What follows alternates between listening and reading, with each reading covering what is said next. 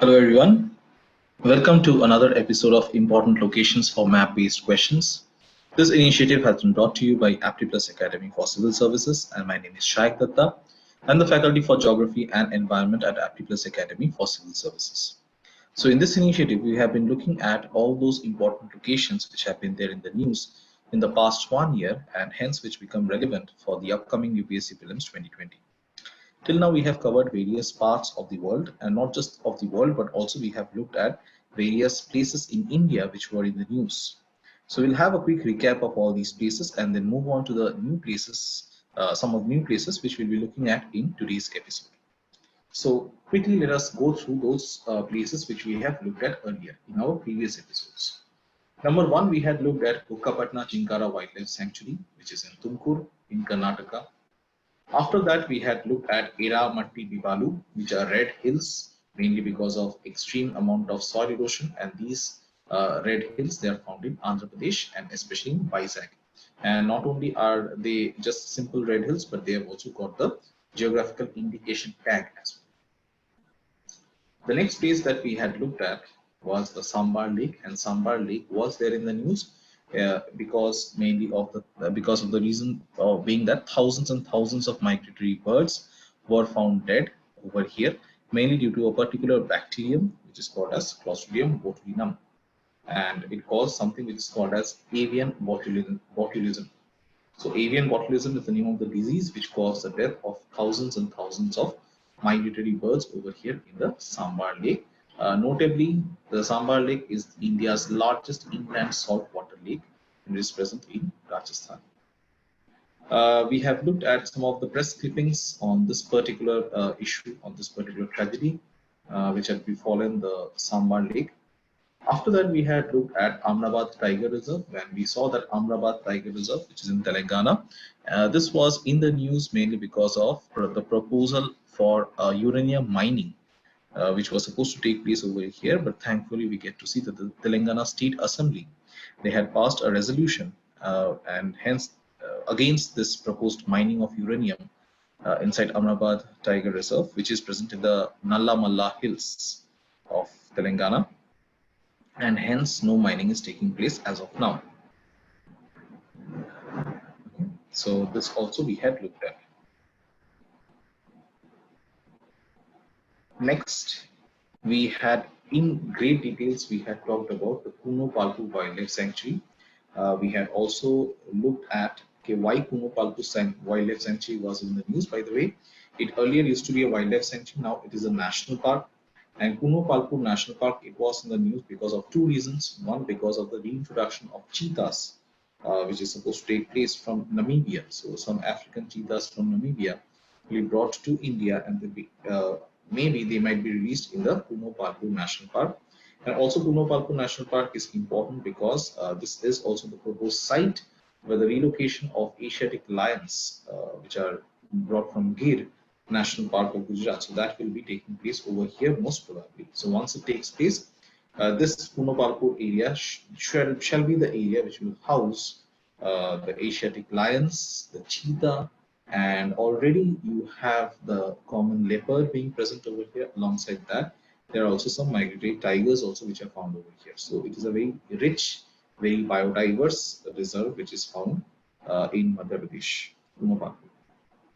Apart from that, we had also looked at the entire background of how the cheetah, the Asiatic cheetah, how it went extinct in India, and how for the last 10 years the Indian government has been trying to reintroduce the cheetah in India once again.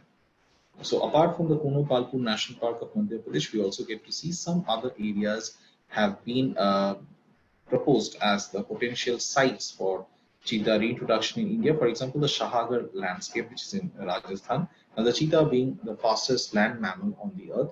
So naturally, it will require vast open spaces in order to be able to attain its top speed, and hence the places like Shahagar landscape or the Kuno Palpu National Park, even Tal Chapar Blackbuck Sanctuary, it is in Rajasthan, Velvadar Blackbuck National Park in Gujarat. Similarly, another very important location where it is again another likely site, another proposed site for the relocation of cheetah in India, that is the Nora Dehi Wildlife Sanctuary, which is also in Madhya Pradesh, and it is the largest wildlife sanctuary of Madhya Pradesh. So these are some of the areas which have been in the news, mainly connected with the entire reintroduction of cheetah, the entire plan of reintroduction of cheetah in India. Okay, we had looked at all these places, so please remember these three places especially. One is Kuno Palpur, okay, one is Nora Dehi, the third is Shahagar landscape. And also please read up a bit about the entire history as to how the Asiatic cheetah went extinct in India. Okay. Today we are going to look at a new place, and that is the National Chambal Sanctuary. The National Chambal Sanctuary, as you can understand from the name itself, it is in the river Chambal. Okay, it is in the river Chambal. Now, this river Chambal, it is a very important, a very significant tributary of river Yamuna. So आपको क्या याद रखना है? एक तो ये है कि National Chambal Sanctuary, it is present on the river Chambal, and river Chambal, it is a tributary of river Yamuna. Now, this National Chambal Sanctuary, this question actually was asked in again one of the previous year prelims examination. We get to see that a question based upon the National Chambal Sanctuary was asked. We'll see that later on, but अभी के लिए आप जान के रखो कि this National Chambal Sanctuary, it is present in 3 states. So it actually is present in 3 states. One is UP, one is Madhya Pradesh, and you have Rajasthan. So remember this National Chambal Sanctuary is found in 3 states. One is UP, one is Madhya Pradesh, the other is Rajasthan. Why was it in the news? It was in the news because we get to see that the government of India declared National Chambal Sanctuary as eco-sensitive zone. So it was declared as an eco-sensitive zone. That is why it was in the news. So remember this National Chambal Sanctuary is present in UP, MP, and Rajasthan, and also on the river Chambal, which is a major tributary of river Yamuna. So this National Chambal Sanctuary was declared as an eco-sensitive zone by the government of India. Next, why is it so sensitive in nature? Why is it so important, this National Chambal Sanctuary? See over here, the National Chambal Sanctuary is home to the Gangetic dolphins. It is home to the Gangetic dolphins, and not just Gangetic dolphins, but also we get to see that 75% of the critically endangered gharials are present over here. 75% of the critically endangered gharials are present over here, and hence not only should you be knowing about the location of the National Chambal Sanctuary, but at the same time you should also be knowing something about the gharials as well. Just to give you some idea regarding the gharial. In India, we have 3 crocodilian species. Okay, 3 species of crocodiles are found in India. So one which is called as a gharial. The gharial, it is actually a fish-eating crocodile. So if you have seen a gharial, you would have seen that it has a very long snout. Okay? The gharial, it is mainly a fish-eating crocodile. Gharial, it is critically endangered as per the IUCN status. I'll talk a bit more on the gharial later on, but abhi ke liye just jaan ke rakho what are the 3 crocodilian species found in India. So one we have understood is the gharial, jiska IUCN status is critically endangered. The next important crocodile that you have, or crocodilian species that you have, is the mugger crocodile, MGGER, the mugger crocodile. The mugger crocodile is also called as freshwater crocodile, and the mugger, it is a vulnerable species. अगर IUCN status देखा जाए, then mugger, तो याद रखना आप ये चीज कि घड़ियाल, it is a critically endangered species, mugger, it is a vulnerable species. It is a vulnerable species. There is a third crocodilian species which is found in India, which is also called as the estuarine crocodile or the saltwater crocodile. Estuarine crocodile or the saltwater crocodile. Just in case if you are confused, estuarine, ESTUARINE. Estuarine means it is found in the estuaries. So one is the estuarine crocodile, also called as a saltwater crocodile. And this kind of crocodiles, अगर उनका IUCN हम लोग status देखते हैं, तो IUCN status it is least concern because they are present in very large numbers. So it is of least concern, and this estuarine crocodile or the saltwater crocodile, they are among the largest species of crocodiles. Very interestingly, we get to see that the saltwater crocodile, also called as the estuarine crocodile, is only found along the eastern coast of India. You will not find it on the western coast, only along the eastern coast of India, and then you will find it in the Andaman, that is Andaman Sea, Indian Ocean, that area. Okay. So these are the three species of crocodiles. It is very important that you learn a bit more where they are found, etc., etc. Anyway, we'll be dealing with some of it over here as well. So before that, let us go back to our National Chambal Sanctuary and first see the sanctuary, and then we'll talk about these other species of crocodiles which are there in India. So this sanctuary, it begins in the Vindhyan ranges and it extends along the Chambal River and it ends in the Yamuna River. Okay? Vindhya, and it extends along the Chambal River and finally it ends in the Yamuna River. So remember it. Remember this entire location of this particular sanctuary. In this sanctuary, it begins in the Vindhyan range and then it extends along the Chambal River and finally it will end in the Yamuna River. There are three important dams which are present. Okay, three important dams which are present in this sanctuary. So one is called as the Kota Barrage, the other is called as the Jawahar Sagar Dam, the third is called as Rana Pratap Sagar Dam, and we also have the Gandhi Sagar Dam. Okay, so three important dams. But if you look at the important dams, so from north to south, if you arrange them, then you get to see the Kota Barrage, and three important dams are the Jawahar Sagar Dam, Jawahar Sagar Dam, उसके बाद आता है Rana Pratap Sagar Dam, then you have the Gandhi Sagar Dam.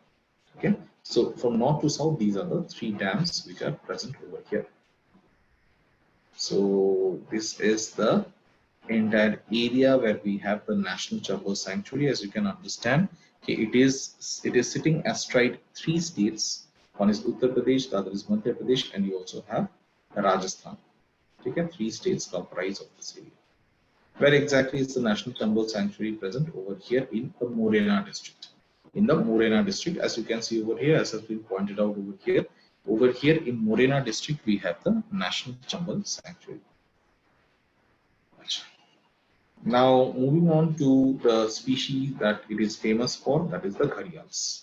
Now, gharial, as you can see in the picture, also it has a very, very long snout. It looks somewhat like this. It does not harm human beings. But the question is, why did this gharial, why did it become critically endangered in the first place? Critically endangered matlab aap samajh sakte ho. It means that the population of the species has fallen to such a level that it is in the danger of extinction. मतलब critically endangered के बाद वाला next step होता है ना, that is your extinct in the wild, which basically means that it not even one single individual can be found in the wild. It is only found in captivity. So that is what is called as extinct in the wild, and that comes just after the critically endangered status. Okay. So I was telling you, okay, why is it critically endangered? There are a number of theories. For example, one of the reasons why the gharial it became critically endangered was because of the fact that a lot of people started to poach these animals. Okay, mainly for its meat and all, it was poached.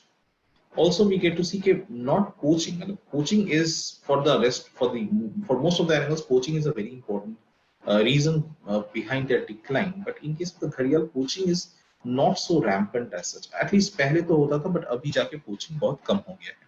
Then what is the issue over here? The issue is this: fishermen, when they see a gharial in the river, then they tend to believe that these gharials they will be eating up all the fish, and not many fish will be left for the fishermen to catch.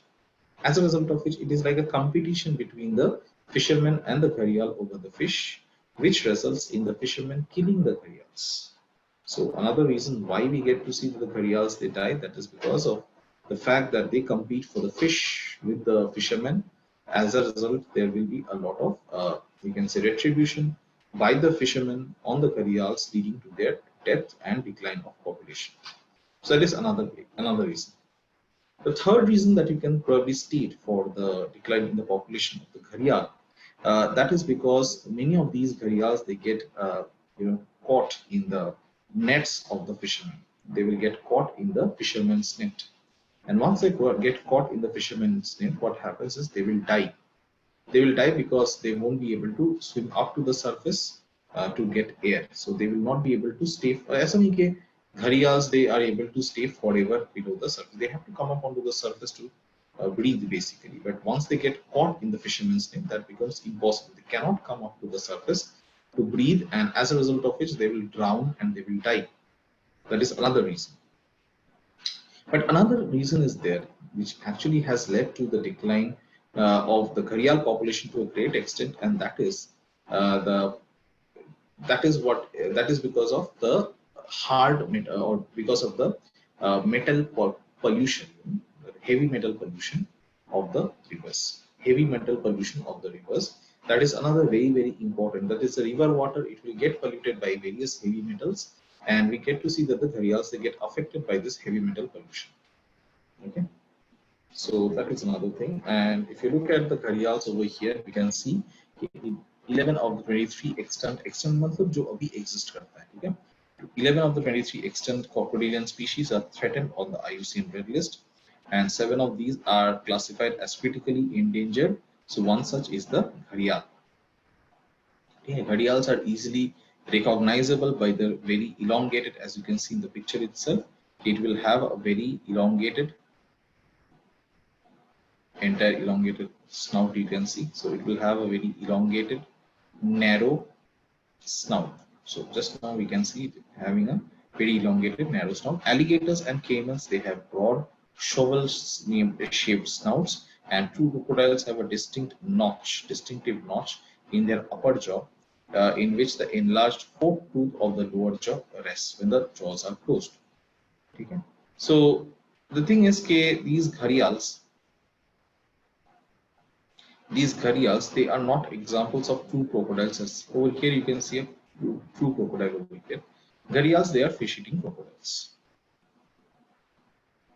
Okay, so with this we complete the National Chambal Sanctuary, and along with the National Chambal. So a question was asked, I think it was in 2018 prelims, where they had asked, okay, on which out of these rivers do we get to see that the घड़ियाल sanctuary is present. So please remember कि जब भी आप घड़ियाल के बारे में सोचोगे, immediately आपके दिमाग में आना चाहिए the Chambal River. Chambal River is famous for gharials. Actually, when the gharial population fallen to a great extent, we get to see there had been a lot of role played by the National Chambal Sanctuary in the the comeback of the gharials. Actually, the population has now stabilized to a great extent. It is not as low as it used to be, and a lot of thanks actually should go to this particular sanctuary, जहाँ पे we get to see year on year a lot of baby gharials are released, and which has actually helped the population of the crocodile in India to be stabilized. Next up, we talk about another very important thing which was there in the news, and that is the Green Wall of India. What is this Green Wall of India? So let us read about it. Green Wall of India. The government is actually planning to create a 1400-kilometer long and 5 kilometers wide green belt from Porbandar to Panipat, covering the entire Aravalli range. I'll repeat once again. The government is planning to create a 1400-kilometer long and 5 kilometers wide green belt from Porbandar all the way up to Panipat, covering the entire Aravalli range. That is what is called as the Green Wall of India. 1400-kilometer long, 5 kilometers wide green belt from Porbandar in Gujarat all the way up to Panipat, covering the entire Aravalli range. Okay? Now what will the Green Wall do? It will act as a barrier against dust and will check the eastward march of the Thor Desert. Very important. Try to understand. The Green Wall is actually meant to act like a bioshield. Green Wall, it is meant to act like a bioshield, or in other words, there is another term that we use. So please know these terms and use them in your answer when you are, let's say, in any of the questions you've been asked to talk a little bit regarding the Green Wall of India. So please remember, it acts like a bioshield. Also, you can say it acts like a shelter belt. You can also say it is like a transverse plantation. So what is the main significance of a bioshield or a shelter belt or transverse plantation? Basically, what it tries to do is that it is like a very you can say it's like a plantation where the trees, they are planted in a very dense manner so that they are able to slow down the winds when they blow through them.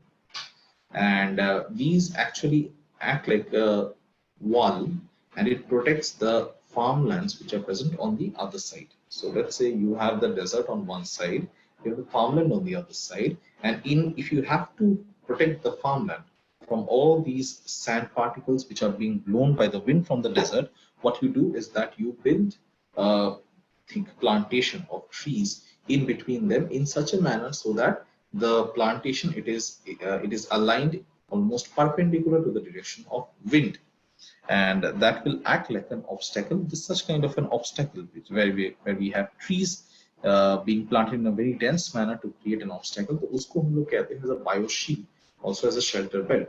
Okay, such kind of plantation are also called as transverse plantation. Anyway, over here we get to see that the green wall is acting as such, or the green wall is supposed to act as such. It is supposed to act as a barrier against dust, and hence it will also check the eastward march of the Thor Desert. So the Thor Desert, actually what is happening is this, and it is not only limited to the Thor Desert, but it happens with most of the deserts. That is, if you have very high speed winds blowing over the desert surface, it will pick up sand particles from the desert surface, and all these sand particles will be deposited a little further away.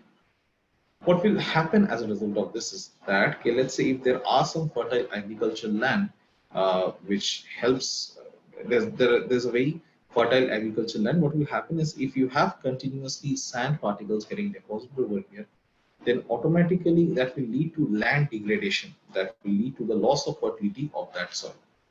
Okay, so this kind of a process by which the fertile lands are lost as a result of the march of the desert, usko kaha jata hai desertification. So what this green wall of India will do is that it will check desertification by restoring degraded land through massive afforestation. Okay?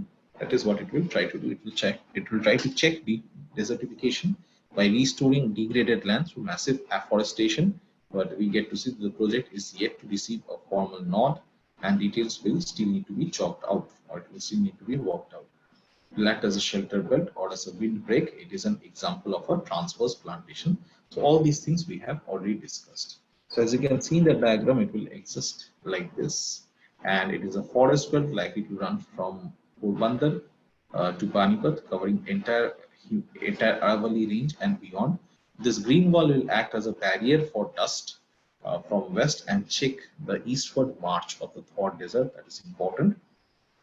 The third thing that it will also do is that it will also check desertification by restoring degraded land through massive afforestation. So ये जो पूरा area है over there, if there is any degraded land, उसके ऊपर afforestation or reforestation will be done, and that will also help to check desertification to a great extent. But we get to see that it has not yet been. So आपको, you just have to remember कि कहाँ से कहाँ तक, from Porbandar all the way up to Panipat, Porbandar से लेकर के Panipat. Okay, so please remember this entire concept of green wall of India. We'll be looking at one last topic for the day, and that is with regards to a newly discovered lake जिसका नाम है Kajin Sara Lake.